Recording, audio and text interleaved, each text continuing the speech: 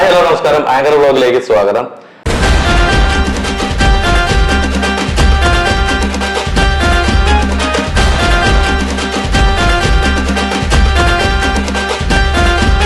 Hi hello നമസ്കാരം. Anchor വ്ലോഗിലേക്ക് സ്വാഗതം. ഇന്ന് എന്നോടൊപ്പം ഉള്ളത് ഞാൻ ഓടിച്ചിട്ട് പിടിച്ചൊരു വ്യക്തിയാണ്, എന്റെ സുഹൃത്താണ്.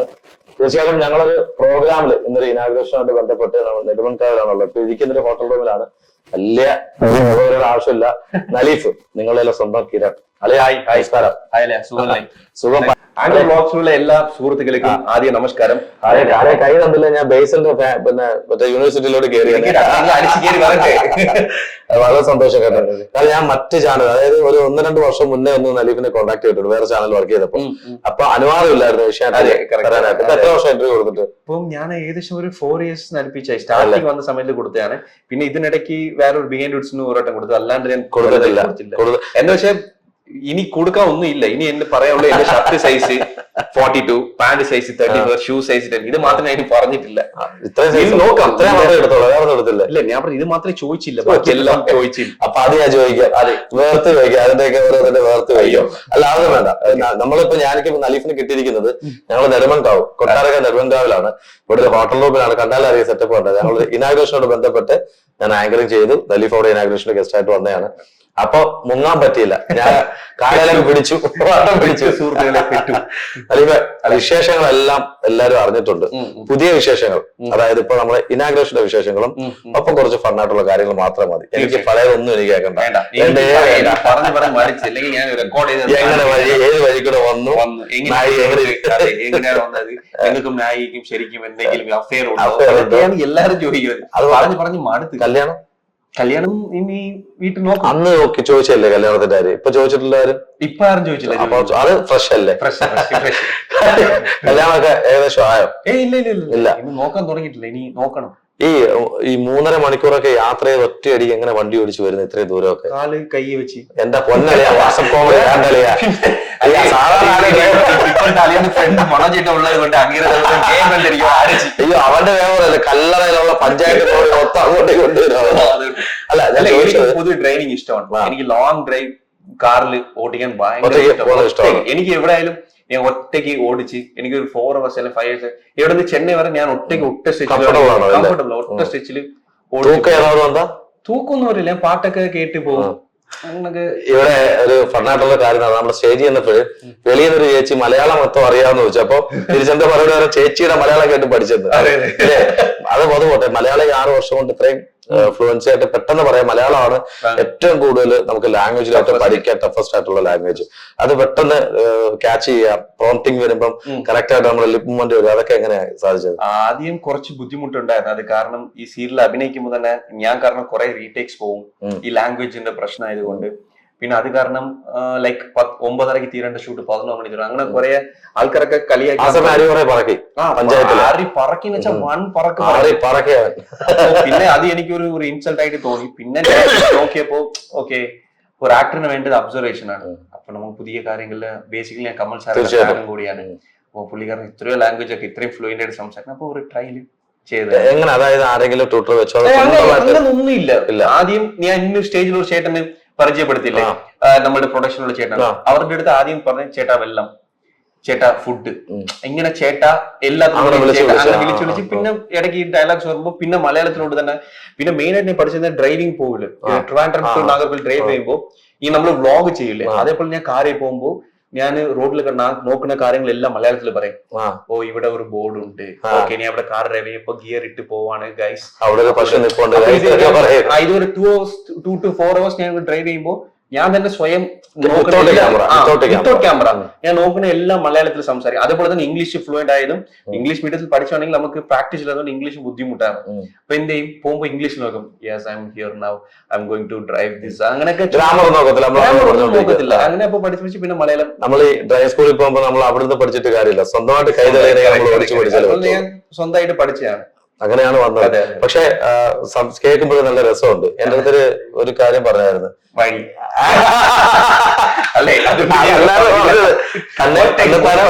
ഒറ്റയ്ക്ക് വഴി കിട്ടി വന്നതാണ് ഞാൻ പിടിച്ചത്. അത് പിടിച്ചതുകൊണ്ട് ഇവിടെ ഞാൻ ശരിയാക്കി. അത് മികച്ച ക്യാമറ വേറെ പറഞ്ഞത്. എങ്കിലും ആ ഒരു വഴികെട്ടി വന്നൊരു ബലം ഉണ്ടായി അല്ലെ? ഈ 6 വർഷം കൊണ്ടുള്ള അച്ചീവ്മെന്റ്സ് എന്തൊക്കെയായിരുന്നു?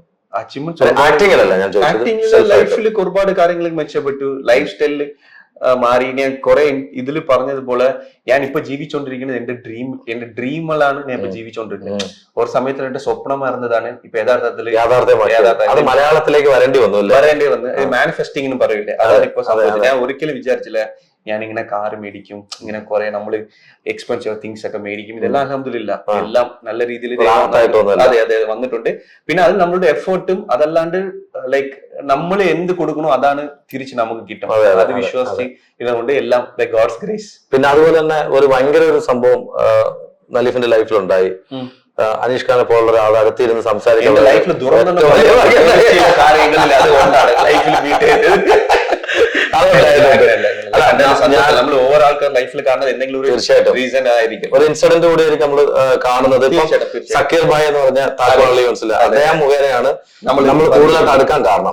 ഈ താജ്മഹൽ ആരെന്നൊക്കെ ചോദിക്കും, പക്ഷെ നലീഫിനെ ഏറ്റവും കൂടുതൽ പ്രയോജനപ്പെട്ടുകൊണ്ടിരിക്കുന്ന ഒരാളാണ്. തീർച്ചയായിട്ടും അദ്ദേഹത്തെ കുറിച്ച് എന്തെങ്കിലും പറയാനുണ്ടോ? ഷക്കീറിക്ക ലൈക്ക് ഞാൻ ഒരു ബന്ധം ഇല്ലാണ്ട് നമ്മൾ നോർമലി ആൾക്കാർ വിളിക്കുന്നപ്പോൾ ജസ്റ്റ് വിളിച്ച് സംസാരിച്ചാണ്, പക്ഷെ നമ്മൾ തമ്മിൽ പെട്ടെന്ന് സിങ്കായി. പുള്ളിക്കാരനെ എന്നെ ഇഷ്ടപ്പെടും, എനിക്ക് പുള്ളിക്കാരനെ ഇഷ്ടപ്പെടും. ഭയങ്കര ജെന്യൂൻ ആണ്.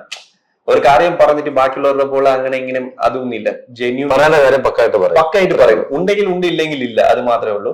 പിന്നെ അങ്ങനെ കുറെ കാര്യങ്ങൾ എനിക്ക് ഇഷ്ടപ്പെടും. അങ്ങനെ നിസ്കാരം നമസ്കാരം ഇതെല്ലാം ഒരു നല്ല ഒരു ദിനയായിട്ട് പോകുന്ന ഒരാള് തന്നെ. പിന്നെ വേറെ കാര്യം പറയാനുള്ളത്, നമുക്കിപ്പം പ്രേക്ഷകർ ഇന്നിപ്പോ ഞാൻ കണ്ടത് സ്റ്റേജിൽ വെച്ച് കണ്ട ഒരു കാര്യമാണ് പ്രേക്ഷകരോട് പറയുന്നത്. കാര്യം Naleef each and every one പേഴ്സൺസിൽ നിന്നും സെൽഫി എടുത്തിട്ടാണ് പോയത്. കാര്യം എനിക്ക് തോന്നുന്നു ശ്വേത ചേച്ചിയെടുത്ത് പോലും അത്രയും ആൾക്കാർ നിന്നില്ല എന്നുള്ളൂ. ശ്വേത ചേച്ചി ഒന്നാം സമയമില്ലായിരുന്നു, പക്ഷെ നലീഫ് അവിടെ നിന്നു. അതെ, ചേച്ചി എടുക്കും. ഫുള്ള് ത്രൂ ഔട്ട് ആയിട്ട് നിന്ന് നലീഫ് എടുത്തു എന്നുള്ളതാണ്.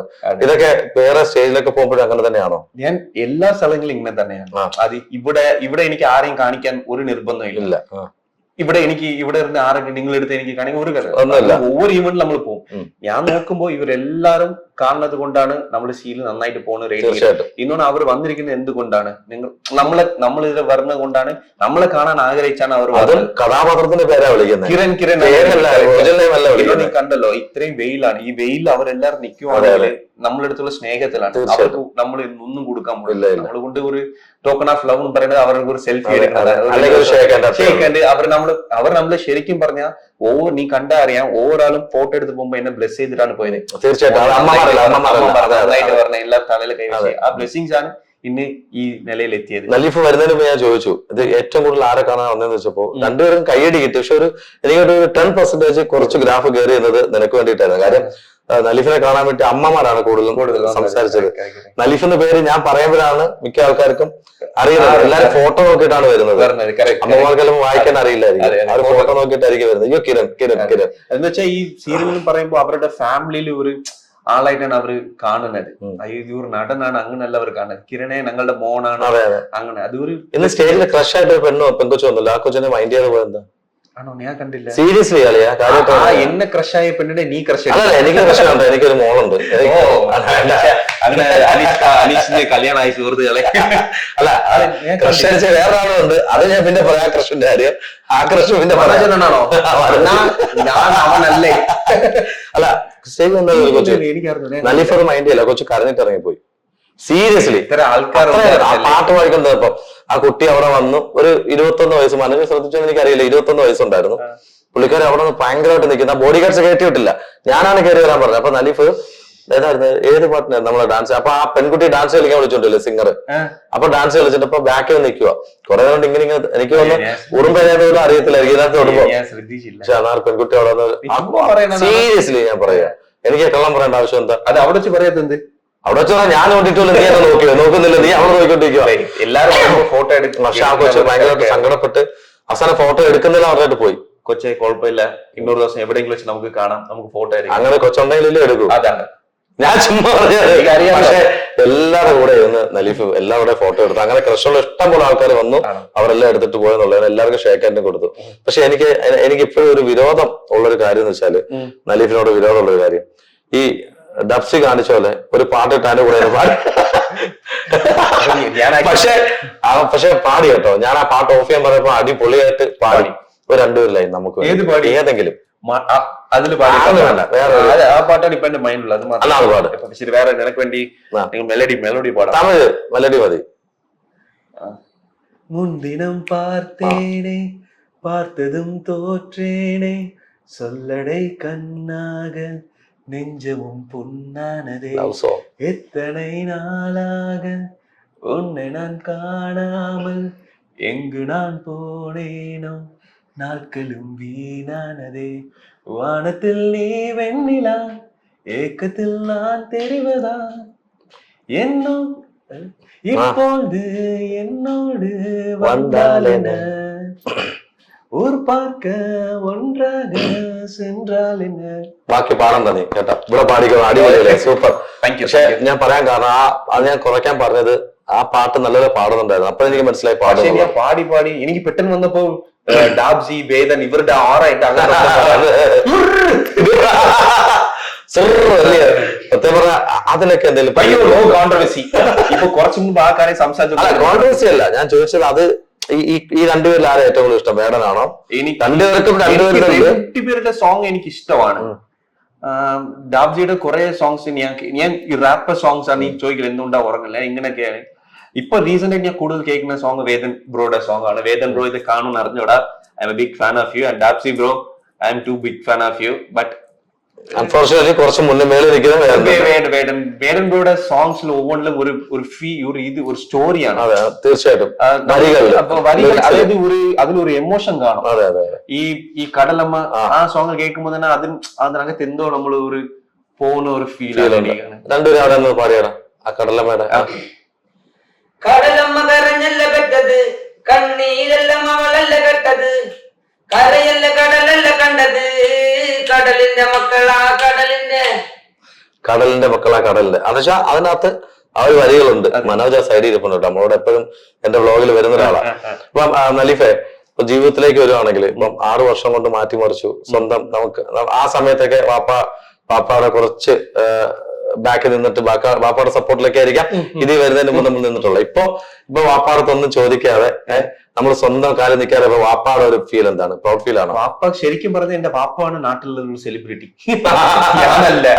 അല്ല അത് എനിക്ക് ഏറ്റവും സന്തോഷം ഇത്രയും ദിവസം നമ്മൾ കോളേജ് പഠിക്കുന്നവരെ എന്നെ എല്ലാരും വിളിക്കുന്നത് ഇത് ജിയോദിന്റെ മോൻ അല്ലേ ജിയോദിന്റെ മോൻ ശരി ഇപ്പോ എന്റെ വാപ്പനെ എല്ലാരും വിളിക്കുന്നത് നലിഫിന്റെ വാപ്പക്ക് ഇത് ഭയങ്കര സന്തോഷമാണ് എന്റെ പേരിൽ എന്റെ മോൻ അറിയപ്പെട്ടത് ഇപ്പൊ മോന്റെ പേരിലാണ് ഇപ്പൊ എന്റെ വാപ്പ അറിയാവുന്ന സർക്കിൾ ഇല്ലായിരുന്നു ഇപ്പൊ ഇത് ഇങ്ങനെ ഇപ്പൊ വാപ്പ പുറത്ത് പോയി വാപ്പ പുറത്ത് പോകുമ്പോഴും ഒരു എന്താ പറയുക ഒരു പ്രൗഡ് ഫീൽ ആണ് എന്റെ മോനാണ് അതായത് ഇവിടെ കേരളത്തിൽ വരുമ്പോ നിങ്ങൾക്ക് അറിയാലോ എന്റെ വീട് നാഗർകോയിലായത് ബോർഡർ ആണ് അപ്പൊ കുറെ മലയാളീസ് അവിടെ കാണും അപ്പൊ അവരെല്ലാം പറയുമ്പോ വാപ്പ ഓബിയസ്ലി അവർക്കറിയാം അപ്പൊ അവർ ഭയങ്കര സന്തോഷം ചോദിക്കും നലീഫിന്റെ കിരണിന്റെ വാപ്പ അല്ലേ അതായത് ഞാൻ ഇൻസ്റ്റാഗ്രാം ഒരു എപ്പിസോഡ് പോലും ഇടാണ്ട് എല്ലാം കാണും അഭിപ്രായം എല്ലാം പറയും എന്നെ കുറെ എണ്ണം പറയും എന്തുകൊണ്ടാ ഈ സീൻ ഇങ്ങനെ ചെയ്ത് എന്റെ വാപ്പ മെയിൻ ആയിട്ട് പറഞ്ഞത് ഷൂയുടെ കാര്യമാണ് അതായത് ഞാൻ വിചാരിക്കും ഒരു 5 സീൻസ് ഒക്കെ വരുമ്പോ ഒറ്റ ഷൂ ഇടാം എന്തായാലും 2-3 ഷോട്ടെല്ലാം ക്ലോസ് അല്ലേ എന്റെ വാപ്പ എന്നെ ഒരു ദിവസം വിളിച്ച് പറഞ്ഞ് എന്റെ കാറിൽ ഇത്രയും ഷൂ ഉണ്ട് വീട്ടിൽ ഇത്രയും ഷൂ ഉണ്ട് പിന്നെ എന്തുകൊണ്ടാണ് ഒറ്റ ഒരു ഷൂ മാത്രം ഇട്ടോണ്ടിരിക്കുന്നത് ഞാൻ പറഞ്ഞു വാപ്പ അത് 2-3 ഷോട്ട് അല്ലേ വരെ അതുകൊണ്ടാണ് അപ്പൊ അത്രയും വാപ്പ എന്റെ കാര്യം മാത്രമല്ല എല്ലാവരുടെ കാര്യം നമ്മുടെ സെറ്റിൽ വരുമ്പോ നമ്മുടെ കൂടെ അഭിനയിക്കുന്ന എല്ലാവരുടെ കാര്യം പറയും സെറ്റിൽ 2-3 വർഷം അവിടെ വന്നിട്ട് വാപ്പ എല്ലാവരുടെ പറയും നിങ്ങൾ ഇത് ചെയ്യുന്നത് അടിപൊളിയാണ് ഇത് ഇങ്ങനെ ചെയ്യണം അങ്ങനെ എല്ലാവർക്കും ഭയങ്കര പ്രേക്ഷകരായിട്ട് സ്റ്റോറി ചിലപ്പോ എന്തെങ്കിലും ലാഗ് ഉണ്ടെങ്കിൽ എന്നെ വിളിക്കും സ്റ്റോറി എന്താ കുറച്ച് ലാഗായി പോണോ എന്താ കാര്യം അങ്ങനൊക്കെ ചോദിക്കും അപ്പൊ കമ്മ്യൂണിക്കേഷൻ ഇതിനെ കുറിച്ചുണ്ട് ഭാവിയെ കുറിച്ചുള്ള കമ്മ്യൂണിക്കേഷൻ ഏത് ഭാവി ഏത് ഭാവിയെന്ന് മാത്രമേ ഉള്ളൂ ഭാവിനെ കുറിച്ച് ഒന്നുമില്ല എന്റെ ഇഷ്ടത്തിന് കിട്ടും കുറിച്ചൊക്കെ വാപ്പ ഡിസ്കസ് ചെയ്യാറുണ്ടാവും കല്യാണം സ്വാഭാവികമായിട്ടും ഉണ്ടാവും അതുണ്ടാവണമല്ലോ ഉണ്ടാവും പക്ഷേ അതെല്ലാം സമയം വരുമ്പോ അത് രീതിയിൽ നടക്കും കുറച്ചുകൂടി കരിയറിൽ കുറച്ചുകൂടി ഒരു സ്റ്റേജിലോട്ട് എത്തണമെന്ന് ഒരു ആഗ്രഹമുണ്ട് സിനിമയിലോട്ട്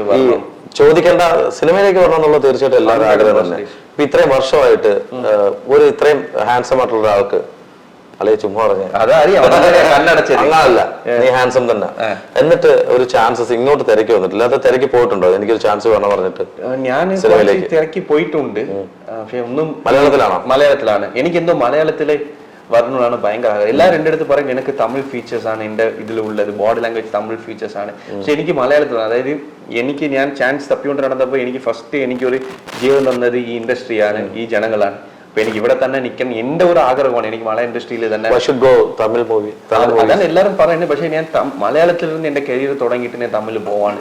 അത് എന്റെ ഒരു പേഴ്സണൽ ഒരു ഇതാണ്. തീർച്ചയായിട്ടും മലയാളമാണ് ഒരു അന്നം തന്നതും ഒരു ഇനി ഞാൻ ഇപ്പൊ ഇങ്ങനെ ഇരിക്കുന്ന ഈ മുറിയിലൊക്കെ ഇരിക്കുന്ന സ്വപ്നത്തിൽ പോലും വിചാരിച്ചില്ല. അങ്ങനെ ഇരിക്കുവാണെങ്കിൽ അത് എനിക്ക് തന്നത് മലയാള ഇൻഡസ്ട്രി തന്നെയാണ്. ഈ ഞാൻ നലീഫിനെ കുറിച്ച് കുറെ അധികം സ്റ്റഡി ചെയ്തപ്പോഴും ഒത്തിരി ഒന്നുമില്ല എങ്കിൽ പോലും ഈ വിക്കിപീഡിയ നോക്കിയപ്പോഴത്തേന് അഫയേഴ്സ് നോക്കിയപ്പോൾ ഒരു 5 അഫയർ കണ്ടു. അല്ലല്ല ഞാൻ ആക്കിയതല്ല, സീരിയസ്ലി. അതിന് വിക്കിപീഡിയയിൽ തെറ്റായിട്ട് ഒന്നും എനിക്കറിയില്ല. വിക്കിപീഡിയയിൽ എന്റെ ഏജ് എത്ര ഇട്ടിരിക്കണേ? 35 എന്തോ 19 ആണ് ഇട്ടിരിക്കുന്നത്. അല്ല 19 88. ആ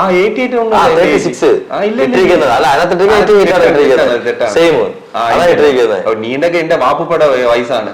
36 വയസ്സ് വാപ്പുപ്പാട വയസ്സൊന്നും അല്ല. അപ്പൊ ഇവയുള്ള കുഞ്ഞ് അല്ല. ഞാൻ ചോദിക്കുന്നത് 5 പേരെ സ്നേഹിച്ചു, അത് തേച്ച്, അതായത് ആ വിക്കിപീഡിയയിൽ കാണിച്ചിരിക്കുന്ന എത്ര ലവേഴ്സ് ഉണ്ടെന്ന് 5 ലവേഴ്സ് എന്ന് പറഞ്ഞ് കാണിച്ചിരിക്കുന്നത്. എല്ലാം കാണിക്കും, എല്ലാം കാണിക്കും. സീരിയസ്ലി ആദ്യമായിട്ടാണ് നിങ്ങൾ ഒരു കാര്യം അല്ല ഉണ്ട്, അങ്ങനെ ഉണ്ട് കാര്യം. പേര് വന്നിട്ടുണ്ട് അങ്ങനെ പേരൊന്നും വരത്തില്ല. അത് നിങ്ങൾ പറയുന്നത് ചിലപ്പോ ആരും ക്രിയേറ്റ് ചെയ്തിട്ടായിരിക്കാം. അതെപ്പോഴും ശ്രദ്ധയപ്പെട്ടിട്ടുണ്ടോ? ഇല്ല, ഫസ്റ്റ് ടൈം ആണ് കേൾക്കുന്നത്. നോക്കണം, കയറി നോക്കണം തീർച്ചയായിട്ടും. അല്ലെങ്കിൽ അത് മാറ്റണം. ആൾക്കാർ തെറ്റിദ്ധരിക്കും. ബാക്കിയുള്ള പെൺകുട്ടികൾ എന്ത് വിചാരിക്കും? എത്ര അഫയർ ഇപ്പൊ നിലവിൽ വന്നിട്ടുണ്ട്? അതായത് ടു ബി ഓണസ്റ്റ് പ്രപ്പോസ് വന്നിട്ടുണ്ട്. അങ്ങനെ എനിക്കൊന്നും വന്നിട്ടില്ല ശരിക്കും പറഞ്ഞ. ഞാൻ വിശ്വസിക്കാനത് എന്ത് വളിയ തമിഴ് പറഞ്ഞ മൈനർ കുഞ്ചാ മൈനർ കുഞ്ചില്ല നല്ലவே வரும். நல்ல பையன் தானே நீ? நல்ல பையன் தான். அல்ல ஆட்களுக்கு பிடிக்கும் சொல்லி சொல்லிருக்காங்க. பிடிக்கும் கேட்டா ക്രഷ് ഉണ്ട്. ക്രഷ് ഇല്ല. അങ്ങനെ ഒന്നും പ്രൊപ്പോസൽ ആയിട്ട് അങ്ങനെ ഒന്നും വന്നിട്ടില്ല. ഇൻസ്റ്റയിൽ ചെക്ക് ചെയ്യാറുണ്ട്. എല്ലാവർക്കും മെസ്സേജ് റിപ്ലൈ കൊടുക്കാറുണ്ട്. എല്ലാ മെസ്സേജ് നോക്കാറുണ്ട്. എന്തെങ്കിലും അത്യാവശ്യമാണെങ്കിൽ റിപ്ലൈ കൊടുക്കാറുണ്ട്. അത്യാവശ്യം ഐ ലവ് യു എന്നൊക്കെ റിപ്ലൈ കൊടുക്കും. ഞാൻ അങ്ങനെ ഐ ലവ് യു എന്ന് ഞാൻ അടുത്ത് കൊടുക്കുന്ന reply thank you so much, thank you so much for your love and support, keep doing, keep watching. Seriously keep watching അങ്ങനെ കൊടുക്കാറുള്ളൂ. എങ്കിലും സിൻസിയർ ആയിട്ട് ഏതെങ്കിലും ഒരു സ്നേഹം ഉണ്ടായിട്ടുണ്ടോ? എടാ പറയടാ. എന്താണ് സുഹൃത്തുക്കളെ? ഇല്ലെന്നാ ഇല്ല. ഇല്ല കണ്ടാണോ?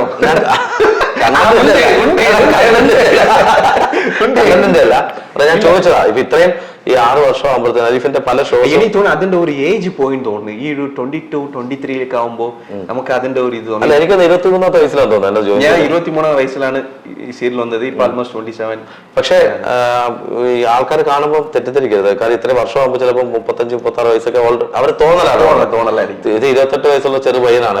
തീർച്ചയായിട്ടും കല്യാണം 28 ആവുമ്പോൾ. അപ്പം കല്യാണ പ്രപ്പോസൽ എന്റെ പേജ് വഴി വേണമെന്ന് അദ്ദേഹം പറഞ്ഞായിരുന്നു. പറഞ്ഞു അതിനുണ്ടെങ്കിൽ അനീഷ് ഖാനെ നിങ്ങൾ കോൺടാക്ട് ചെയ്താൽ മതി. പുള്ളിക്കാരൻ പിന്നെ എങ്ങനെയുള്ള രീതിയാണോ പറ?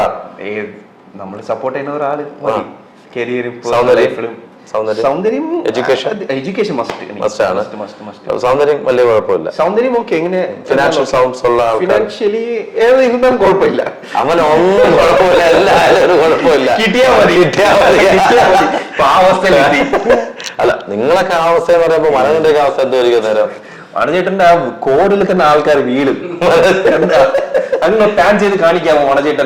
ജസ്റ്റ് ഒന്ന് അങ്ങോട്ട് കാണിച്ചു. ആ മനോജിനെ കുറെ സമയമായിട്ട് പറയുന്നത് നമ്മള് ചാല് മൊത്തം വെട്ടി വെച്ചിരിക്കും. അതേ കൂടെ പോകാൻ വേണ്ടിട്ട് നീ എവിടെയൊക്കെ വെട്ടുണ്ടെന്ന് അറിഞ്ഞോളെ. വെട്ടി ഇത് സ്റ്റിച്ച് മറക്കാനുള്ള പലരുടെ വെട്ട് മറക്കാനുള്ളതാ. അല്ലെ നമ്മള് ഈ പറഞ്ഞ പോലെ ഈ 6 വർഷത്തെ ചോദ്യങ്ങളൊന്നും എനിക്ക് താല്പര്യമില്ല. കാര്യം എനിക്കൊരു ഫണ്ണായിട്ടുള്ള ഇന്റർവ്യൂ ആണ് വേണ്ടത്. പക്ഷെ അതിന്റെ ഇടയ്ക്ക് ഞാൻ ചോദിച്ചത് ലവറിന്റെ കാര്യം ചോദിച്ചു സീരിയസ്ലി. കാര്യം അല്ലെങ്കിൽ അത് ചെക്ക് ചെയ്യണം, അത് മാറ്റണം. ആണോ? ഒന്ന് നോക്കിയോ. ഇവിടെ റേഞ്ച് ഇല്ലേ? റേഞ്ച് ഇല്ലേ? റേഞ്ച് ഇല്ല. റേഞ്ച് ഇല്ലാത്ത എന്റെ ഭാഗ്യം. അങ്ങനെ ഇല്ലാതെ വിക്കിപീഡിയയിൽ അങ്ങനൊന്നും വരത്തില്ലല്ലോ. ഞാൻ ഇതിനെ ചെക്ക് ചെയ്യണം, ഇടയ്ക്കൊക്കെ നോക്കണം. ചില കാര്യങ്ങൾ തെറ്റായിട്ട് വരും. ഇപ്പൊ വയസ്സിന്റെ കാര്യം തന്നെ തെറ്റായിട്ടാണ് വരുന്നത്. അപ്പൊ ഇതൊക്കെ ആരാണ് അപ്ഡേറ്റ് ചെയ്യുന്നത്? എനിക്ക് തോന്നുന്നു അവര് ഞാൻ കൊടുക്കുന്ന ഇന്റർവ്യൂസിലാണെങ്കിൽ വേറെ എവിടെയെങ്കിലും നിന്നായിരിക്കും എടുക്കണതായിരിക്കും. അല്ല എനിക്കിപ്പോ നല്ല തെറി വരും. ഇവനിപ്പോ ഒരു പെണ്ണ് കെട്ടിച്ചിട്ട് അടങ്ങത്തുള്ള തെറികൾ എനിക്ക് വരും. എന്നാലും കുഴപ്പമില്ല. എങ്കിൽ നലീഫിനെ ഈ കാണുമ്പോ തന്നെ ആൾക്കാർക്ക് ഇഷ്ടമാണ്. ഈ പ്രേക്ഷകരോട്, അതായത് ഇപ്പൊ നമ്മൾ ഈ കാണുന്ന അമ്മമാരുണ്ട്, അങ്ങനെയുള്ള ആൾക്കാരാണ് ഏറ്റവും കൂടുതൽ നലീഫിനെ ഇന്ന് കണ്ടതും അങ്ങനെ തന്നെയാണ്. ഇപ്പൊ അവർക്ക് കൊടുക്കാനുള്ള ഒരു എന്താണ് ഒരു മോട്ടിവേഷൻ നമ്മൾ ഈ ഒരു സീരിയലും ഉണ്ട്. സാധാരണ സീരിയലൊന്നും ഒരു മെസ്സേജ് ഇല്ല. എന്നുള്ളതാണ് നോർമലി ഒരു സമയം പോക്ക്, ടൈം പാസ് ആണ് യൂഷ്വലി ഉള്ളത്. ചിലര് വീടുകളിൽ പ്രശ്നങ്ങൾ ഉണ്ടാവാൻ വേണ്ടി സീരിയലിനെ കരുവാക്കാറുണ്ട്. അപ്പൊ അവരോട് എന്താ പറയാനുള്ളത്? മോട്ടിവേഷൻ നമ്മുടെ സീരിയൽ അതെ കാണണം, പക്ഷെ അതിനകത്ത് ഒരു മെസ്സേജ് ഇല്ല കൊടുക്കാൻ, എങ്കിൽ പോലും ഇത്ര ആൾക്കാർ നിങ്ങളെ കാണുന്നു, സ്വീകരിക്കുന്നു. അതിന്റെ കാരണം, അല്ലെങ്കിൽ അവരോട് പറയാനുള്ള എന്ത് കാരണം? കാരണം ഞങ്ങൾ ഇഷ്ടപ്പെട്ടത് കൊണ്ടാണ് അവർ ഞങ്ങൾ കാണുന്നത്. അവർക്ക് ഇഷ്ടപ്പെട്ടത് കൊണ്ടാണ് ഞങ്ങളും ജോലി ചെയ്യുന്നത്. നമ്മള് ചില സീൻസ് ഒക്കെ നമുക്ക് തന്നെ അറിയാം, ഇത് കുറച്ച് ലാഗ് ആയിട്ട് ഫീൽ ആവും. ഇത് അപ്പോഴത്തെ ഈ മെഗാ സീരിയലും പറയുമ്പോൾ നമുക്ക് അങ്ങനെ ഒരു ചെറിയൊരു ബുദ്ധിമുട്ട് ഉണ്ടാവും. പക്ഷെ എന്നാലും അവർക്ക് മാക്സിമം ഇഷ്ടപ്പെടുന്ന രീതിയിൽ നമ്മൾ ചെയ്യാറുണ്ട്. പിന്നെ ഞാൻ പേഴ്സണലി ഞാൻ പറയുവാണ്, ഞാൻ രാവിലെ പോയി മേക്കപ്പ് ഇട്ട് വൈകിട്ട് മേക്കപ്പ് റിമൂവ് ചെയ്യുന്നവരെ എന്റെ 101% ആണ് കൊടുക്കും. ഈ 6 years അങ്ങനെ തന്നെ ചെയ്തിട്ടുണ്ട്. ഒരു ഇതിൽ പോലും ഞാൻ അയ്യോ മടിച്ച് ഇല്ല. ഒവ്വൊരു ഷോട്ടിലും ഞാൻ ആത്മാർത്ഥത തന്നെയാണ് ചെയ്യുന്നത്. പവറായിട്ട് തന്നെയാണ് ചെയ്തത്. ചില ഷോട്ട്സ് ഒക്കെ ഇപ്പൊ ഇത് കണ്ടാൽ തന്നെ അറിയാം. ഇപ്പൊ ഒരു ഫൈറ്റ് സീൻ ചെയ്തതാണ്. ഇപ്പൊ എല്ലാരും പറഞ്ഞു ഇത് എന്തെങ്കിലും കയ്യിൽ വെക്കും. ഞാൻ കണ്ടായിരുന്നത് പുറത്തല്ലേ? പുറത്ത്. ഇത് പറഞ്ഞ് എല്ലാരും പറഞ്ഞു ഇതിൽ എന്തെങ്കിലും വെക്കും. ഞാൻ പറഞ്ഞില്ല വേണ്ട, ഇത് കണ്ട ഒറിജിനൽ അടിച്ചല്ലേ? ഒറിജിനൽ അടിച്ചാണ്. ഇത് നലീഫിന്റെ ഒരു മിനിറ്റ് ഞാൻ ഒന്നുകൂടെ കാണിച്ചു തരാം. ഇത് കാണിച്ചു.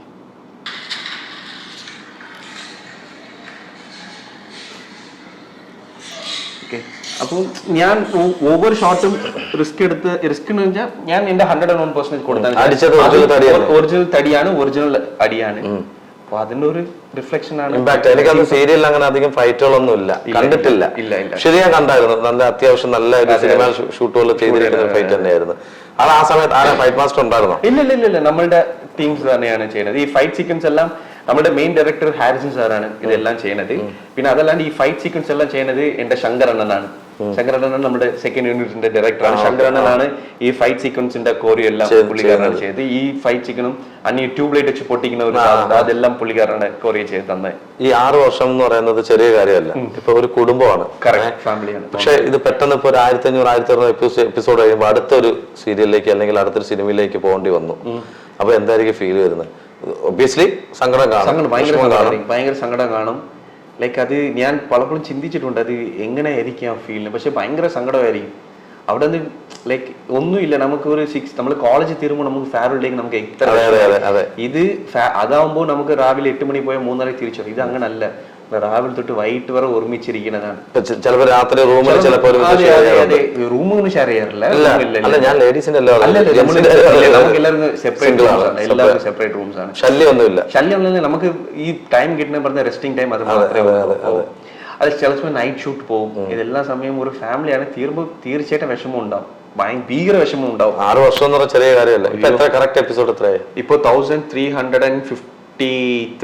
ഞാൻ 400 സംതിങ് ആണ് സ്റ്റേജിൽ പറഞ്ഞത്. 300 1500 എന്തായാലും വരും, ഉറപ്പായിട്ടും. അങ്ങനെ വരട്ടെ. തീർച്ചയായിട്ടും എനിക്കൊന്ന് പരസ്പരമാണെന്ന് തോന്നുന്നു ഏറ്റവും കൂടുതൽ എപ്പിസോഡ് അടിച്ച സീരിയൽ. അതിനുശേഷം വന്ന സീരിയലാണ് ഇപ്പൊ വന്നുകൊണ്ടിരിക്കുകയാണ്. പരസ്പരം 1534 ആണെന്ന് തോന്നുന്നു. 24 ഒരെണ്ണം മേളിൽ അടിച്ചാൽ മതി അല്ലേ? റെക്കോർഡായി. അത് മാത്രമല്ല, ഇപ്പൊ എനിക്ക് തോന്നുന്നു സീരിയൽസ് എന്റെ എണ്ണം കൂടി. ഇപ്പൊ എല്ലാ ചാനൽസിലും എണ്ണം കൂടി. ഏത് കാണണമെന്ന് കൺഫ്യൂഷൻ ആയി ആൾക്കാർക്ക്. പക്ഷെ സ്റ്റിക്ക് ഓൺ ചെയ്തിരിക്കുന്നത് മൗനരാഗം തന്നെയാണ്. അത് മാറിയിട്ടേ ഇല്ല. അതിന്റെ മെയിൻ കാരണം നമ്മളുടെ റൈറ്റർ പ്രദീപ് പണിക്കർ സാറാണ്. പിന്നെ ഞങ്ങളുടെ തൂണും പില്ലറുമായിരിക്കുന്ന എല്ലാ ഇന്റർവ്യൂസും പറയുന്ന എന്റെ ഗുരുനാഥർ രമേശ് ബാബു സാറാണ് ഇതിന്റെ ബാക്കിലുള്ള വ്യക്തി. ബിക്കോസ് ഇവർ രണ്ടുപേരും ഡിസ്കസ് ചെയ്തിട്ടാണ് കുറെ നമ്മുടെ പുതിയ ട്രാക്ക് ആൾക്കാരിന് ഈ പണ്ടത്തെ ആൾക്കാർ പോലല്ല ഇപ്പോഴത്തെ ആൾക്കാർ കണ്ടന്റ് നമ്മുടെ സീരിയൽ കഴിഞ്ഞ് എത്രയോ സീരിയൽ വന്നിട്ട് കഴിഞ്ഞു പോയിട്ടുണ്ട്. അപ്പൊ കണ്ടന്റ് ഉണ്ടെങ്കിൽ സീരിയൽ പോകും. അപ്പൊ ഇവരാണ് ഇതിന്റെ ബാക്ക് ബോൺ.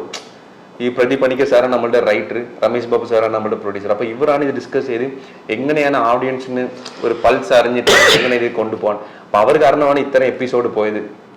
അല്ല, എന്തായാലും ചോദിക്കണ്ടെന്ന് പറഞ്ഞ ഒത്തിരി എല്ലാവരും ചോദിച്ചോട്ടെ.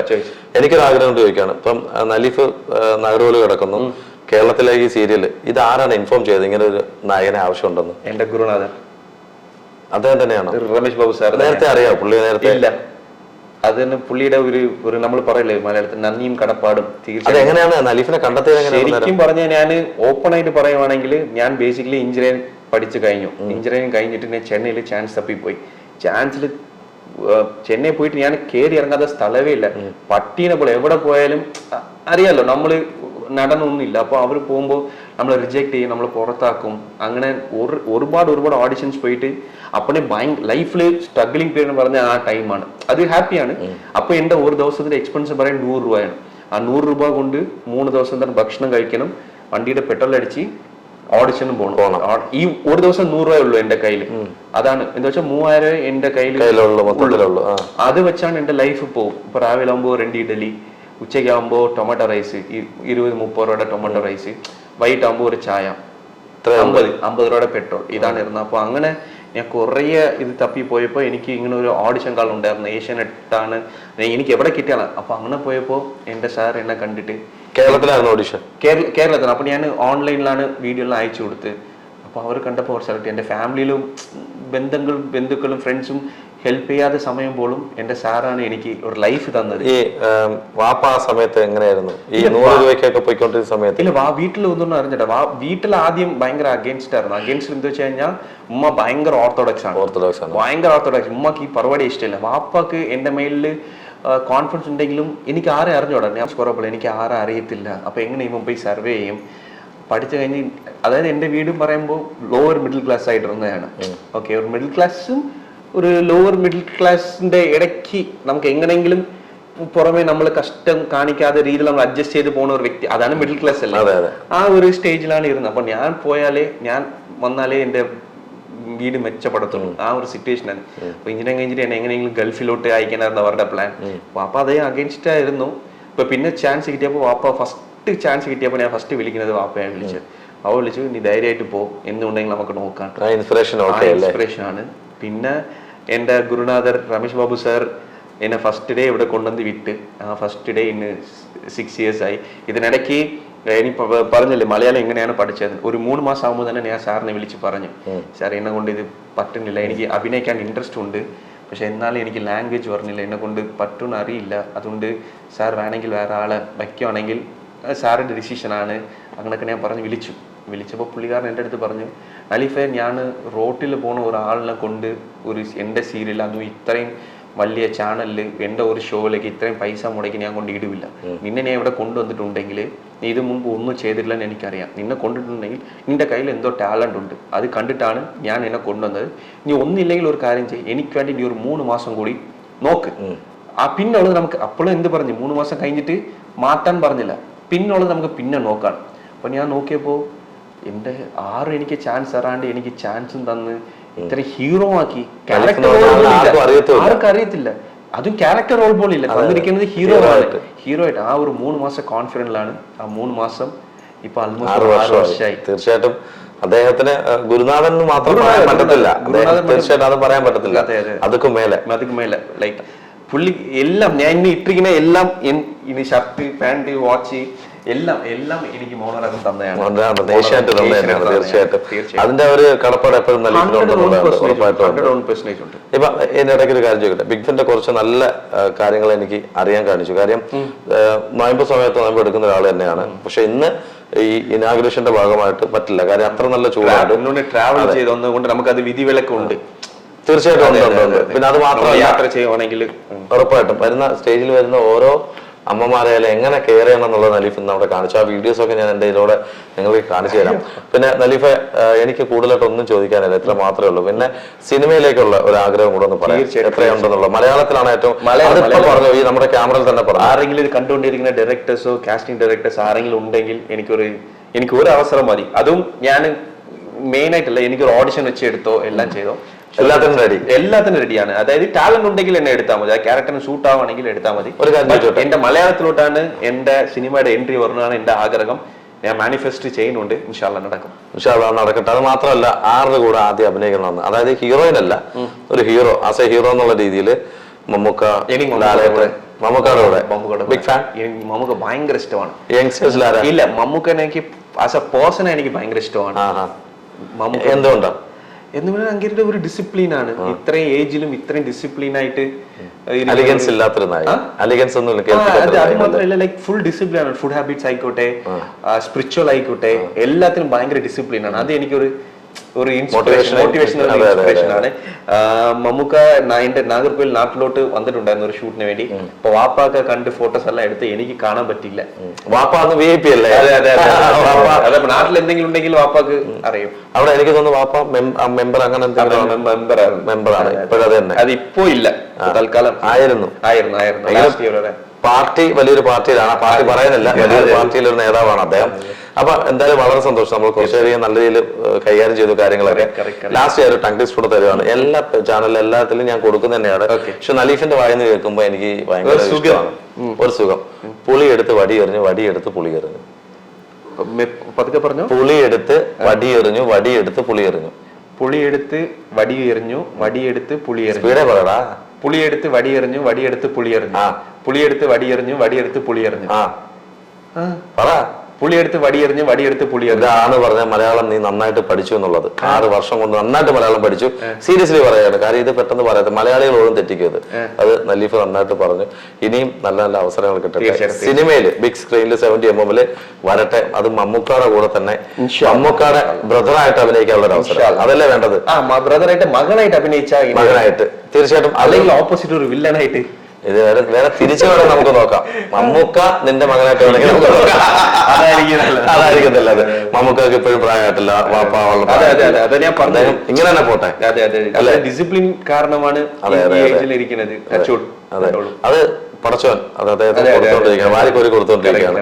അത് നമ്മുടെ മമ്മൂക്കാനെ കാണാൻ ഭയങ്കര ഒരു ആഗ്രഹം കൂടി ഉണ്ട് കാണാനുള്ള. അത് പറഞ്ഞു, തീർച്ചയായിട്ടും പറഞ്ഞു. അത് എനിക്ക് തോന്നുന്നത് ഈ ഒരു ആഗ്രഹങ്ങളൊക്കെ കാണുമ്പോൾ ഞാനിത് കട്ട് ഷോട്ടാക്കി എടുത്തിടാം.